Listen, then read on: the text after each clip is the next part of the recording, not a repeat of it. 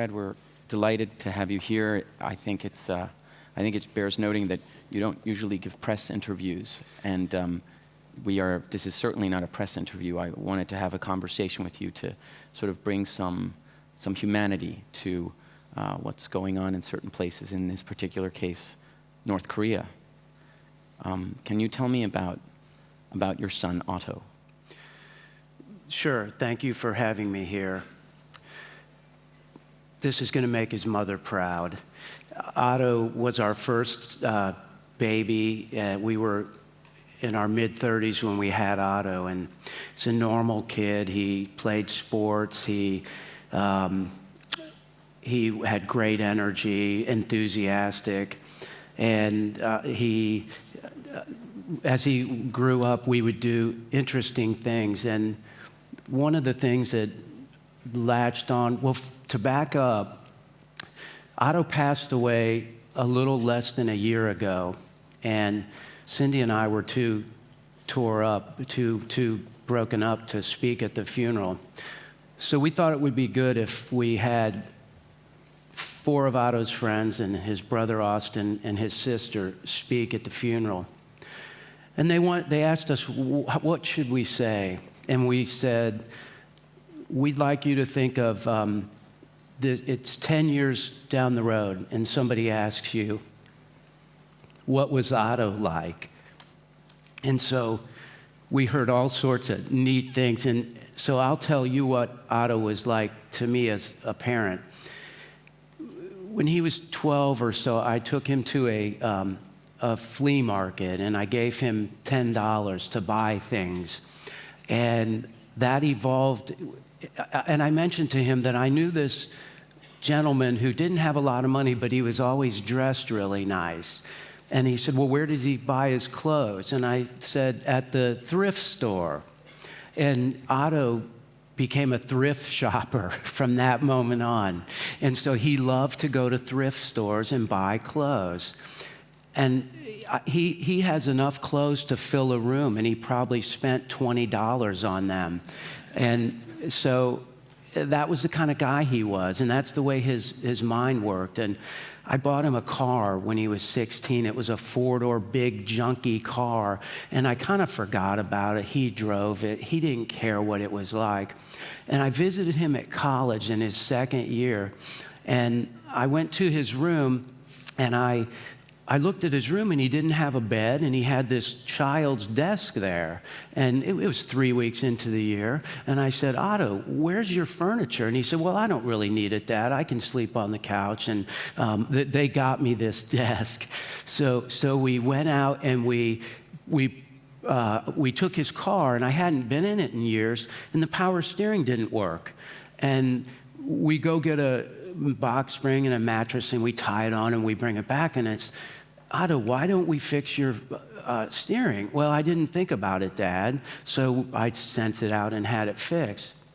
So he was this guy that was just very comfortable in doing what he loved, and he was passionate about learning, and he could, that's what he loved. And he had these accolades that we really never paid attention to.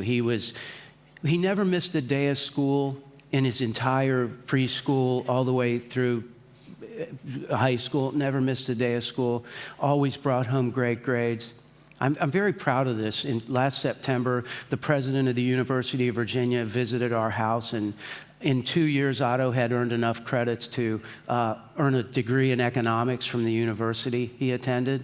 So I'm really proud of that. But that's who Otto was. Why did he visit North Korea?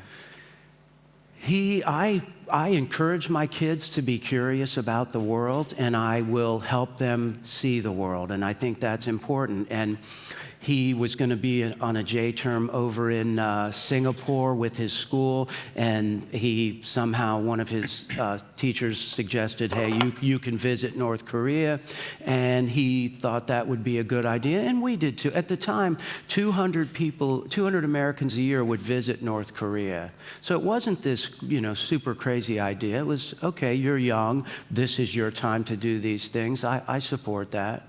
The North Korean government, they put on a show trial. They tried your son, and they sentenced him to 15 years of hard labor. Yeah, they did. And that, so some things that I've discovered as we've moved forward with this are we have a bias towards the way we interpret things that happen in really bad places. For example, they just released 3 hostages from North Korea. Well, most of the media called them detainees, and yet they're clearly hostages. And so it's when Otto was taken, and we would meet with the State Department, and they said, well, your son is essentially a hostage. And well, no, he's either a hostage or he's not a hostage. And I had friends in the government that said, well, we're happy that the detainees are home. And I called and I said, well, they're hostages. Why are we letting North Korea control the debate here? Why are we letting, they use the term detainees when they're really hostages. And so then I read an article and it said Otto died from his injuries in North Korea. And we sanitize the facts for the benefit of North Korea. And I think that's a mistake. So in this particular case, which is like so many other cases, we hear about North Korean defectors and what they suffer and what they live through. Do you find in any way that you can relate to the North Korean people's suffering? Do you have an insight that others don't with regard to the suffering that people in North Korea have? Were you able to visit him? Were you able to communicate with him? No. North Korea is,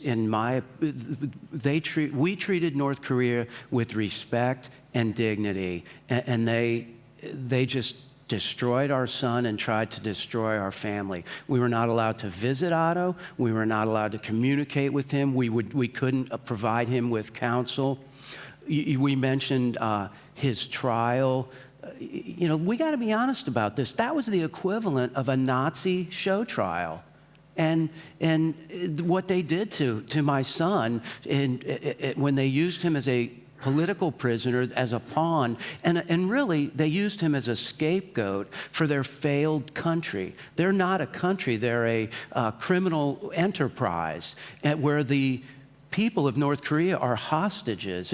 I learned all this. I had no idea or no concept. So do I relate to the defectors that I've met from North Korea?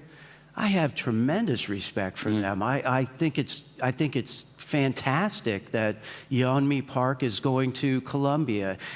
Ji Song-ho is doing work, and we need more of that. That's important. You mentioned that the North Korean government is essentially not really a country; it's a criminal enterprise, and the leader of this criminal enterprise is going to be having they're planning a summit with democratically elected leaders. What is your sense and what is your opinion of that? Sure. So we have 2 tracks for there's 2 tracks here. We would call that the diplomatic track, and then we would call this our Otto track. They're not mutually exclusive, but they're very different. So it's very important for our family to focus on seeking justice for Otto. So we filed a lawsuit against North Korea, and Yang-ho Ri should have received that by now, and it's a wrongful death lawsuit. So our focus is very narrow, and it's on, we want to continue to force them to be answerable for their treatment of our son Otto.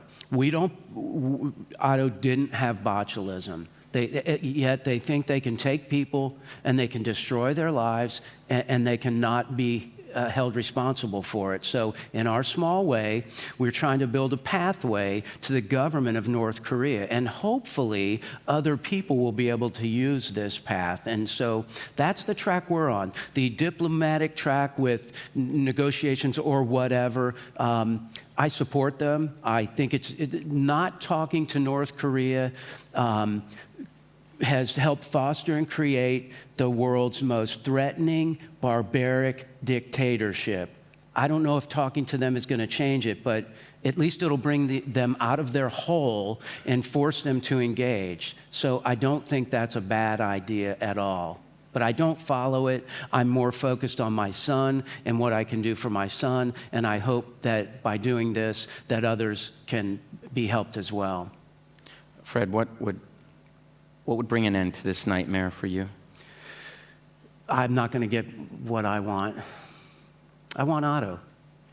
I want Otto. There's no plan here.